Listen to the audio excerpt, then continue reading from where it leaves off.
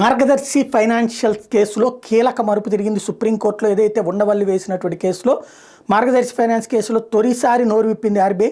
HUF పేరుతో డిపాజిట్లు సేకరించడం చట్టవిరుద్ధమని తేల్చి చెప్పింది reserve bank of India.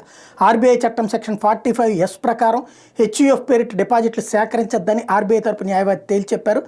RBI వాదన నేపథ్యంలో మార్గదర్శి ఫైనాన్సర్ ఆర్థిక నేరాలకు పాల్పడిందని రుజువైందని చెప్పి ఉండవల్లి అరుణ్ కుమార్ ఈ సందర్భంగా ప్రకటించారు. ఏప్రిల్ 9న ఈ కేసులో సమగ్ర విచారణ చేస్తామని సుప్రీంకోర్టు ప్రకటించింది. ఆర్బీఐ నిబంధనలకు విరుద్ధంగా ప్రజల దగ్గర నుంచి 2,600 కోట్ల రూపాయల డిపాజిట్లు సేకరించారు రామోజీరావు గారు. తాజాగా మరో 2,000 కోట్ల రూపాయల డిపాజిట్లను సైతం సేకరించారని సుప్రీంకోర్టు దృష్టికి తీసుకొచ్చారు. ఏపీ ప్రభుత్వం తరపున న్యాయవాది నిరంజన్ రెడ్డి మార్గదర్శి చిట్ ఫండ్స్ పేరుతో చేసుకుంటున్నారు. ఇప్పుడు ఈ ఫైనాన్స్ ఏమి ఆగట్లేదు వీళ్ళు అన్నటువంటిది ప్రొజెక్ట్ చేసుకొచ్చారు. ఇది కీలకమైనటువంటి మలుపు. ఇంతవరకు కూడా ఆర్బీఐ దగ్గర ఇదంతా మేనేజ్ చేసుకుంటూ వచ్చినటువంటిది కాస్త ఒక్కసారిగా మలుపు తిరిగినటువంటి వ్యవహారం అయింది.